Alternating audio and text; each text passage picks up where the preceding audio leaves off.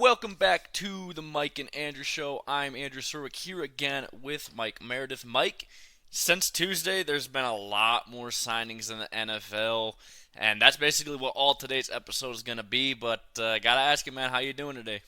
Pretty good, man. Yeah, there was a lot going on. Yeah, a lot today, a lot yesterday. Um, so let's get into. I know you have a whole list of free agent signings that we're going to get into. So let's get into it, man. Yeah, so we covered, a decent amount last episode. For this one, again, just going to go through the highlights of all the signings, trades, releases, all things like that. So, first one here that I'm seeing is the Steelers signing Patrick Queen to 3 years, 41 mil. He was a big part of that Ravens defense, now coming over to the Steelers. Have any thoughts on that? I mean, I like the signing. Queen kind of gives them, some help in the linebacker position, because that linebacker room, as good as this defense was last year, that linebacker room was kind of lacking some depth there. Having a guy like Patrick Queen definitely helps that. So I like this signing for Pittsburgh. Um, I'm honestly kind of surprised that Baltimore let him go ultimately, because I mean he was a big part of that defense. But yeah, no, this is a good signing for the Steelers, and you know what's crazy, and this is going to be a theme really, um, across the league is guys who are signing deals with division rivals in Yeah. this year. It's absolutely insane how many players have signed with a division rival of their former team. It's hilarious what's been For going on real. this year. There's been so many memes about it that I've seen. So it's uh, it's interesting. But yeah, no, I like the signing a lot for Pittsburgh. Yes, sir. All right, next one. We have Devontae Parker signing with the Eagles 1 year, 5 mil. That's a pretty, lower end deal there. I think he'll probably be like a wide receiver, 3 or 4. He's probably not going to get much playing time. The Buccaneers re-signed Levante David to a 1 year, $9 million contract. So, you know, he's another big part. And I guess I'll bring up too his counterpart Devin White, who was with uh, Levante David with that linebacking crew, and he actually is going to Philadelphia. 1 year contract worth up to 7.5 mil. So, yeah, Devin White's leaving Tampa Bay, and Levante David's staying though. So we'll have to see who they get to put with him. Next year we have the Texans signing Daniel Hunter, 2 years, 50 million, with 48 million guaranteed. So this is a nice edge rusher for Houston here. Um, he had double digit sacks last season, and it's going to pair really well, I think, with Will Anderson.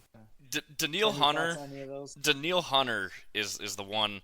I'm very disappointed the Lions didn't go after him. For real. I mean he's definitely one of, if not the top edge rusher that was available this free agency class. Um, it's a huge blow to really anyone that didn't get him.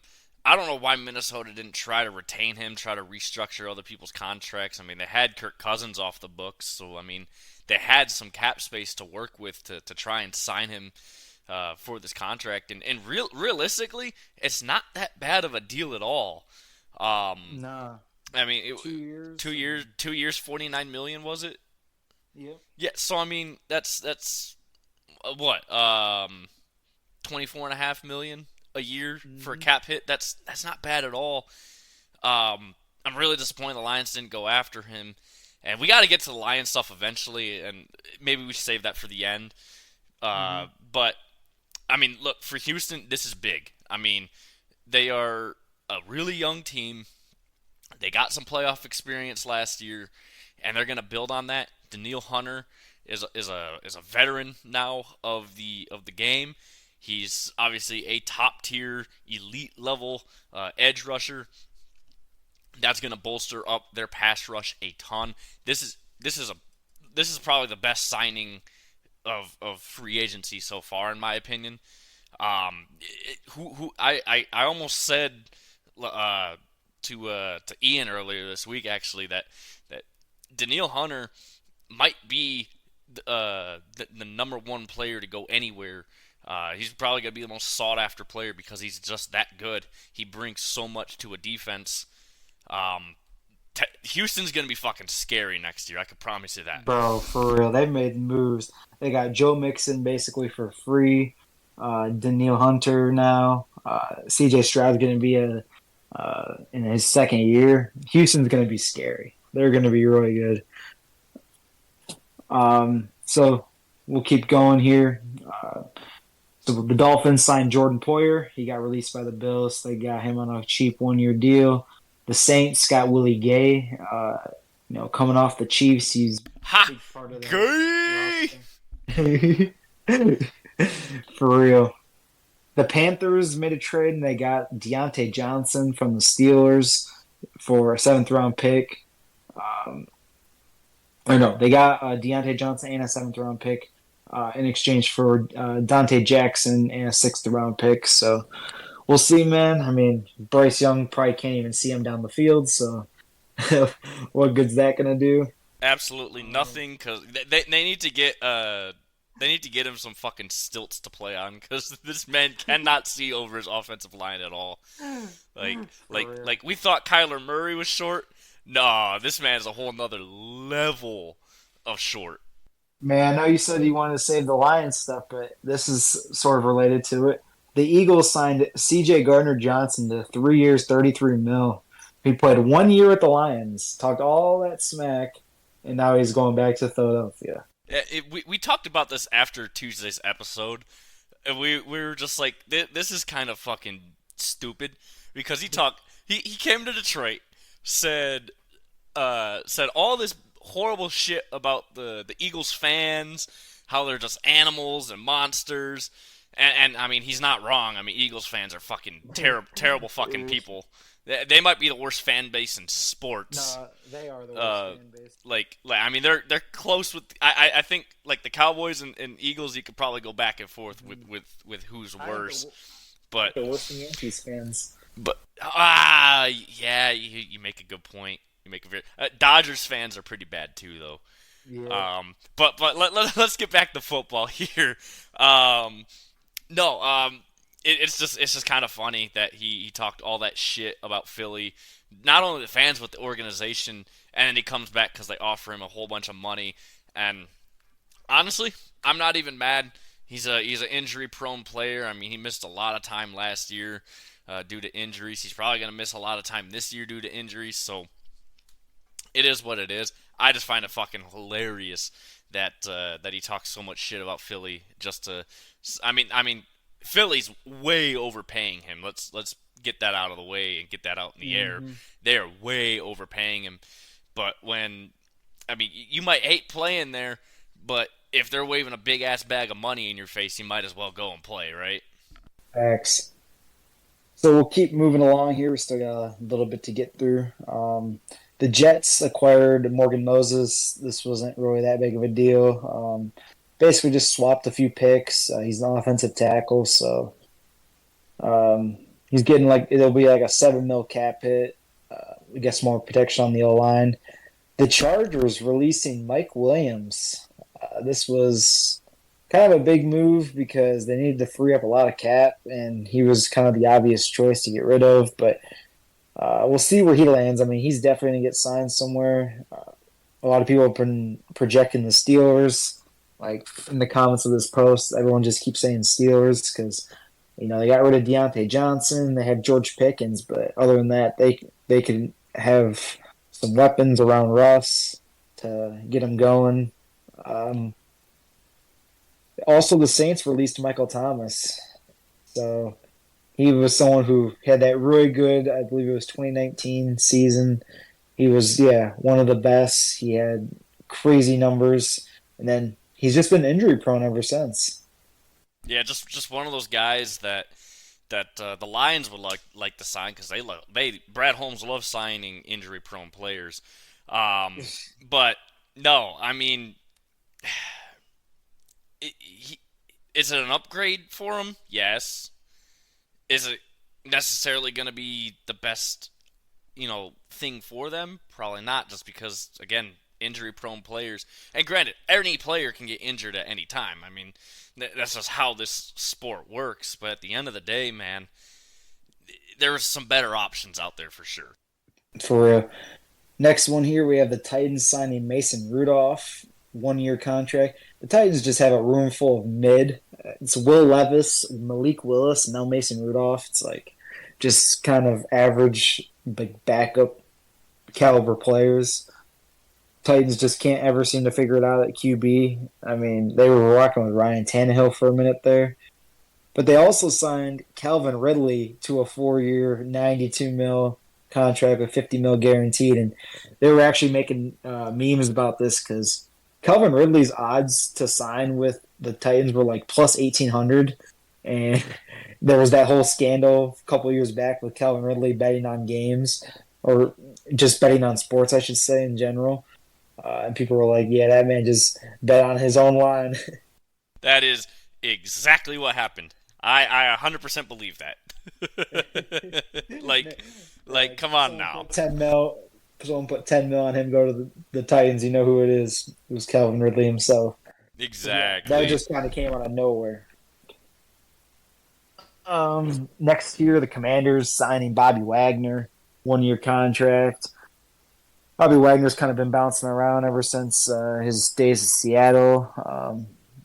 He was with the Rams for a bit. I think he went back to Seattle, and then now he's with the Commanders. So they're just kind of the Commanders have just been signing veterans. They got him and Austin Eckler, kind of washed up veterans that are going to be out the door pretty soon.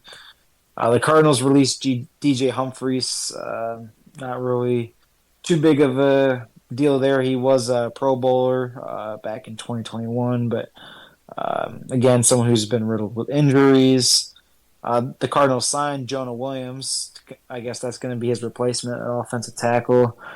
2 years, 30 mil. The Colts signed Joe Flacco. So I guess they got that backup if Richardson is not back or he gets hurt again. Yeah, I mean, that's not a bad signing at all for the Colts. Richardson's obviously going to be back and healthy, but that said, Richardson's also made of fucking glass, so you have a very solid backup in Joe Flacco. That's a very good signing for the Colts. Yeah, because their backup last year was what Gardner Minshew.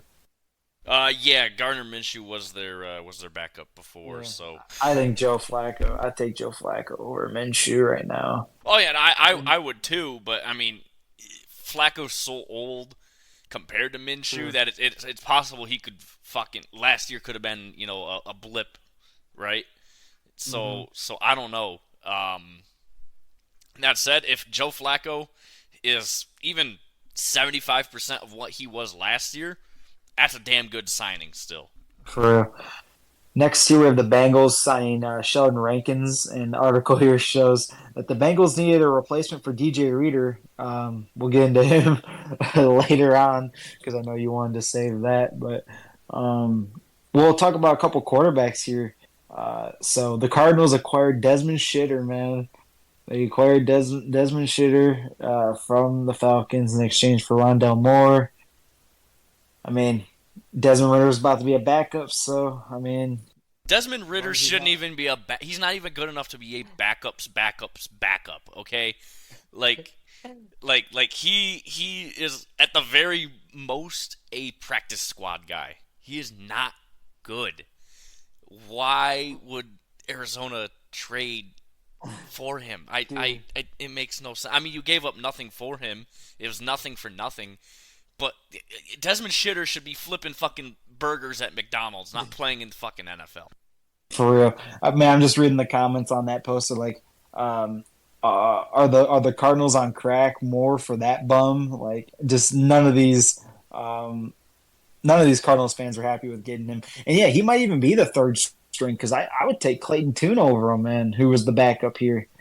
Oh, absolutely, absolutely, I would. So he's like third string on like one of the worst teams in football. So Next, we have the Seahawks.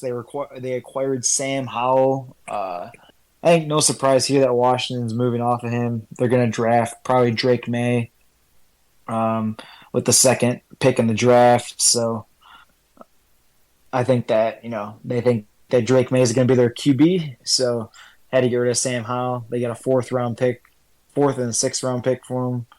Or no, they gave up Sam Howell, fourth and a sixth, and they got a third and a fifth. So So this isn't actually bad. I mean, I like Sam Howell. I don't think he's an elite level quarterback by any means. I mean, he played in a line where he was on with a line in front of him where he was under pressure for like 70% of his dropbacks, which is absolutely asinine that you're getting pressured that much at the NFL level. That's how bad that offensive line is in Washington, or at least was. Um, that said, I think Sam Howell has the components to be a serviceable QB in the league. I don't think he's going to be getting your team to the playoffs every single year, but he could get you 7, 8 wins every year, maybe a little bit more, 9, 10 every single year if you give him protection and time to throw the ball. I think he's that kind of a quarterback. I mean, he's like a step below Kirk Cousins, I guess, in a way. Just serviceable, but not good in that sort of mm-hmm. sense. Now here we have a few more signings left. So I have two more on this page, and then we'll go over the one. It's not even posted on here. We already talked about DJ Reader. We'll go over him last, but the Jaguars, they signed Eric Armstead to the line. It says an undisclosed contract, so probably not too much. I mean, not really that big of a name. And then you got the Packers re-signing A.J. Dillon. He's going to be second to Josh Jacobs in that running back room. He's going to do what he's been doing, just kind of providing them with short yard runs. He's more of a power back, goal line back, so he's gonna fill that role. And then the Lions signing DJ Reader. I like I said earlier, the Lions just love signing injury-prone players. That said, I don't hate this pick. I really actually like this signing a lot because DJ Reader, he's not only just a good run stopper and not so. Let me back it up here real quick. The Lions now have possibly a top three defensive tackle pairing. Um, Mm-hmm. with Aleem McNeil, and now you add DJ Reader. Um, this defensive line is huge. Now, DJ Reader, yes, he's a great run stopper. You are not stopping, or you are not running against this Lions team up the middle anymore because Aleem McNeil, really good against the run. And DJ Reader is like, he's really good against the run, but he can also push back your pocket. So it's going to be interesting to see what Aaron Glenn does scheme-wise, because if you have both Hutchinson and DJ Reader on the same side of the line, one of those two have to get double teamed, and you're going to have to either choose to double team Hutch or double team DJ Reader, and whichever one you don't double team is getting to the fucking quarterback. That is how good this signing is. This is a great signing for the Lions. And they got him for cheap. They got him for real cheap. Now, he's obviously coming off his second quad, for lack of better terms, explosion, where his quad just completely shat itself. He had the knee injury a couple years ago, so now you have to worry about two quad injuries that he's had and that knee injury. But when he's healthy, he is top tier defensive tackle. This is a great signing for the Lions. That defensive front now is looking real scary. If they can address the other defensive edge rusher position, either in the draft or still in free agency, because there's not a whole lot of elite ones left, but there's some decent ones left still. If they can address that position still, man, this Lions defensive front is going to be absolutely unstoppable come this season. For real, I think they will be too. A lot of big moves and hopefully more to come. But I think that's going to do it for all the ones I wanted to go over. That was all the ones that were posted on This page that I follow on Instagram that keeps up with all this, it's literally called All Sports News. If you want to check out, they always posting about all the big moves going on in all the main four sports. So, do you have anything else you want to add here? Um, Marcus Davenport for the Lions, coming from the Vikings, outside linebacker. I like that signing a lot. You can send him on the edge, maybe opposite of Hayden, just to help if you send five men on a pass rush, because he can get to the fucking quarterback. So, or if you put him on the same side as Aiden and rush him for a blitz, oh boy, and you have DJ Reader on that side, good fucking luck. Um, Outside of that, yeah, no, there's not really a whole lot of big ones. We went over Carlton Davis on Tuesday, if I remember correctly. Yep, we did. Yeah, went over that. Lions also signed Amik Robertson today. Was a corner for the Raiders. Um, that helps, I guess, with the depth. But yeah, no. Outside of that, no, there's really not a whole lot of big signings that have happened yet. Obviously, the Chargers. I was surprised that the Chargers didn't uh, let go of as many players as we thought they would to be cap compliant. They ended up restructuring two deals out of the three players they were expected to let go. So that's very interesting to see what they've done there. I don't know if you've kept up with a whole lot of what they've done today with restructuring a whole bunch of contracts or not. Yeah, I did hear they were going to restructure Khalil Max. Yeah, they're restructuring his, and I forget who else. Um, but yeah, no, they somehow became cap compliant with and keeping pretty much most of that roster intact. So it'll be interesting to see what Jim Harbaugh does with the Chargers this year, man, because he's got a quarterback in Herbert. Um, they got a decent set of running backs now. It's going to be interesting to see what the Chargers do this year. I think they might be a little bit sneaky this year, especially later in the year once the team gets rolling with Harbaugh again. But outside of that, yeah, no, I think that's really all we have that I want to talk about. Is there any more signings that you really want to get into here before we get going? No, I think that's going to be it. We'll definitely keep updating as we get more and more, but those are basically all the ones we've had so far. So this episode and last episode's signings. Yeah, and so yeah, that's gonna do it for us guys today. Obviously, Tuesday. If there's any more signings over the next few days, we'll talk about it. And yeah, there's gonna be a lot more signings and probably a few more trades as well, and we'll cover those. Um, I know the conference champion or conference tournaments are happening right now in college hoops. As we look into uh, the uh, the March Madness tournament coming up very, very shortly. We'll definitely get into that entire tournament in some pretty good detail right before it gets started. So, and then obviously opening day, we're just a couple weeks out from that as well for baseball. So, it's going to be very exciting the next few months because we'll have also the NBA playoffs and we'll have the NHL playoffs. So it's going to be a very, very exciting time. And then obviously the draft coming up as well in April. So the next month for us is going to be all over the place in terms of just what we're talking about. So, anyways, guys, rate, review, uh, share everything.